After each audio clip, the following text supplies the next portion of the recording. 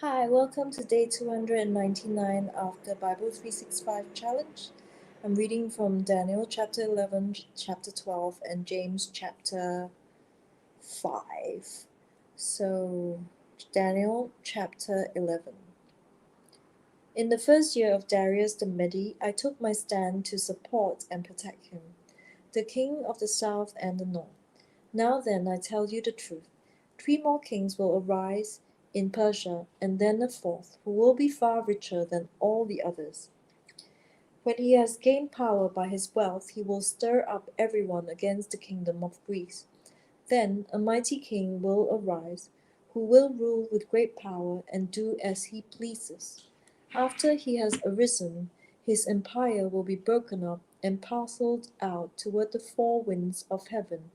It will not go to his descendants, nor will it have the power he exercised, because his empire will be uprooted and given to others. The king of the south will become strong, but one of his commanders will become even stronger than he and will rule his own kingdom with great power. After some years, they will become allies. The daughter of the king of the south will go to the king of the north to make an alliance, but she will not retain her power, and he and his power will not last. In those days she will be betrayed, together with her royal escort and her father and the one who supported her. One from her family line will arise to take her place. He will attack the forces of the king of the north and enter his fortress. He will fight against them and be victorious. He will also seize their gods, their metal images, and their valuable articles of silver and gold, and carry them off to Egypt. For some years he will leave the king of the north alone. Then the king of the north will invade the realm of the king of the south, but will retreat to his own country. His sons will prepare for war and assemble a great army, which will sweep on like an irresistible flood, and carry the battle as far as his fortress. Then the king of the south will march out in a rage and fight against the king of the north, who will raise a large army, but it will be defeated. When the army is carried off, the king of the south will be filled with pride and will slaughter many thousands, yet he will not remain triumphant. For the king of the north will muster another army, larger than the first, and after several years he will advance with a huge army, fully equipped. In those times many will rise against the king of the south.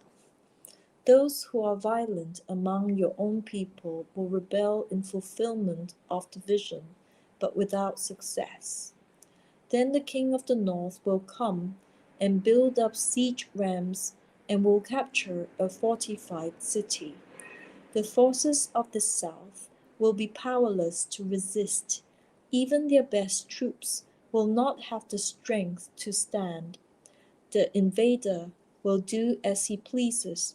No one will be able to stand against him. He will establish himself in the beautiful land and will have the power to destroy it. He will determine to come with the might of his entire kingdom and will make an alliance with the king of the south, and he will give him a daughter in marriage in order to overthrow the kingdom. But his plans will not succeed or help him. Then he will turn his attention to the coastlands and will take many of them.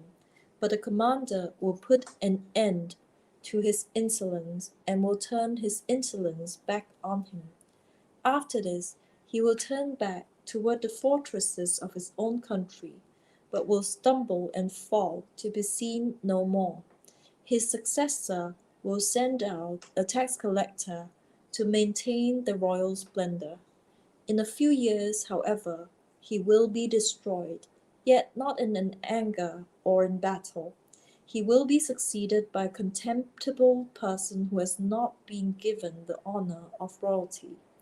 He will invade the kingdom when its people feel secure, and he will seize it through intrigue. Then an overwhelming army will be swept away before him. Both it and the Prince of the Covenant will be destroyed. After coming to an agreement with him, he will act deceitfully, and with only a few people, he will rise to power. When the richest provinces feel secure, he will invade them and will achieve what neither his fathers nor his forefathers did. He will distribute plunder, loot, and wealth among his followers. He will plot the overthrow of fortresses, but only for a time. With a large army, he will stir up his strength and courage against the king of the south.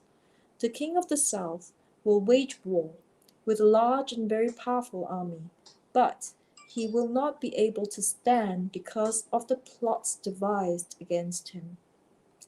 Those who eat from the king's provisions will try to destroy him. His army will be swept away, and many will fall in battle.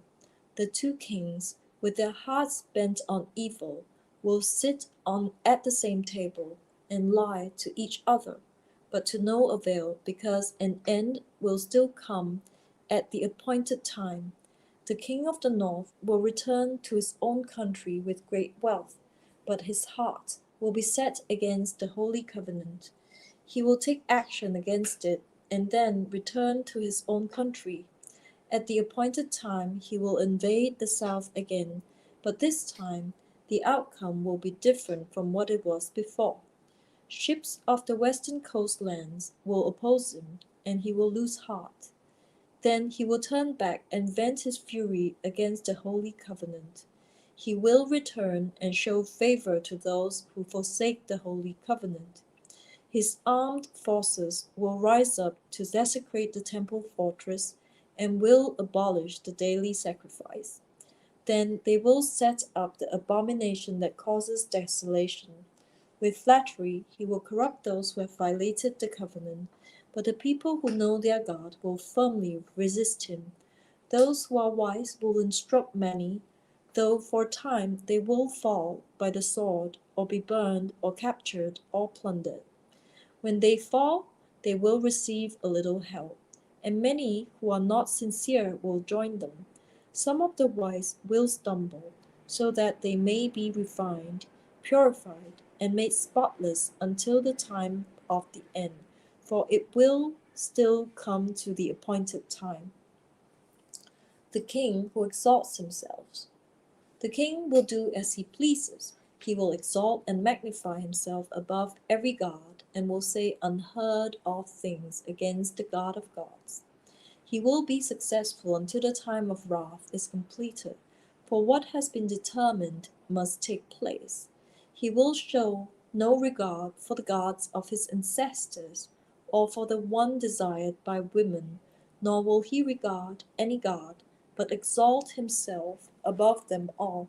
Instead of them he will honor a god of fortresses, a god unknown to his ancestors.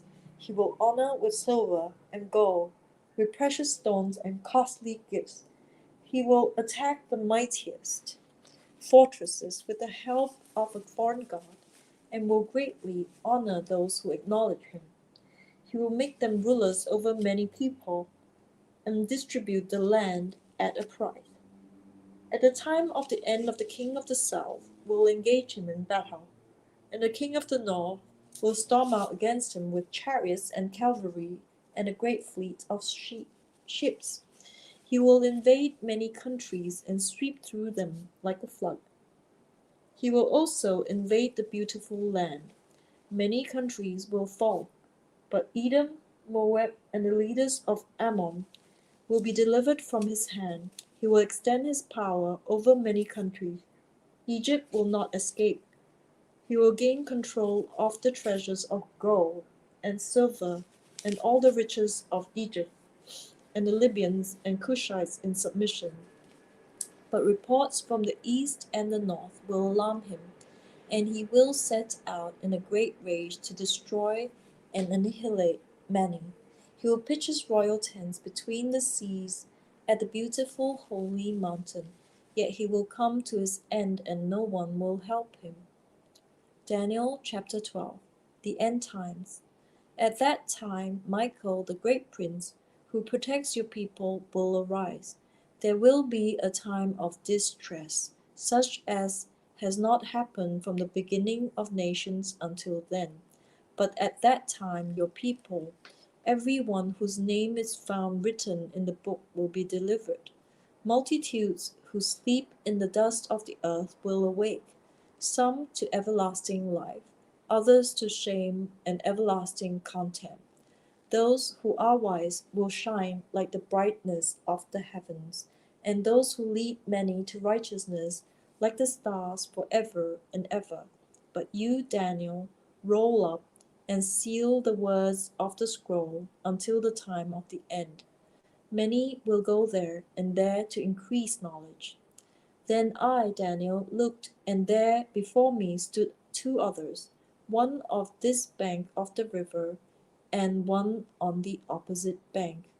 One of them said to the man clothed in linen, who was above the waters of the river, "How long will it be before these astonishing things are fulfilled?" The man clothed in linen, who was above the waters of the river, lifted his right hand and his left hand toward heaven, and I heard him swear by him who lives forever, saying, "It will be for a time, times and half a time, when the power of the holy people has been finally broken. All these things will be completed." I heard, but I did not understand. So I asked, "My Lord, what will the outcome of all this be?" He replied, "Go your way, Daniel, because the words are rolled up and sealed until the end of the time. Many will be purified, made spotless and refined, but the wicked will continue to be wicked. None of the wicked will understand, but those who are wise will understand. From the time that the daily sacrifice is abolished, and the abomination that causes desolation is set up, there will be 1,290 days. Blessed is the one who waits for and reaches the end of the 1,335 days. As for you, go your way till the end. You will rest, and then at the end of the days you will rise to receive your allotted inheritance." James chapter 5. Warning to rich oppressors. Now listen, you rich people, weep and wail because of the misery that is coming on you. Your wealth has rotted, and moths have eaten your clothes. Your gold and silver are corroded. Their corrosion will testify against you and eat your flesh like fire. You have hoarded wealth in the last days. Look, the wages you failed to pay the workers who mowed your fields are crying out against you. The cries of the harvesters have reached the ears of the Lord Almighty. You have lived on earth in luxury and indulgence. You have fattened yourself in the day of slaughter. You have condemned and murdered the innocent one who was not opposing you. Patience in suffering. Be patient then, brothers and sisters, until the Lord's coming. See how the farmer waits for the land to yield its valuable crop, patiently waiting for the autumn and spring rains. You too be patient and stand firm, because the Lord's coming is near. Don't grumble against one another, brothers and sisters, or you will be judged. The judge is standing at the door. Brothers and sisters, as an example of patience in the face of suffering, take the prophets who spoke in the name of the Lord. As you know, we count as blessed those who have persevered. We have heard of Job's perseverance and have seen what the Lord finally brought about. The Lord is full of compassion and mercy. Above all, my brothers and sisters, do not swear, not by heaven or by earth or by anything else. All you need to say is a simple yes or no. Otherwise, you will be condemned. The prayer of faith. Is anyone among you in trouble? Let them pray. Is anyone happy? Let them sing songs of praise. Is anyone among you sick? Let them call the elders of the church to pray over them and anoint them with oil in the name of the Lord. And the prayer offered in faith will make the sick person well. The Lord will raise them up. If they have sinned, they will be forgiven. Therefore, confess your sins to each other and pray for each other so that you may be healed. The prayer of a righteous person is powerful and effective. Elijah was a human being, even as we are. He prayed earnestly that it would not rain, and it did not rain on the land for 3.5 years. Again he prayed, and the heavens gave rain, and the earth produced its crops. My brothers and sisters, if one of you should wander from the truth, and someone should bring that person back, remember this: whoever turns a sinner from the error of their way will save them from death and cover over a multitude of sins. That was day 299 of the Bible 365 challenge. I had just read from the Thematic Bible reading plan found at BibleStudyTools.com. I will see you on day 300.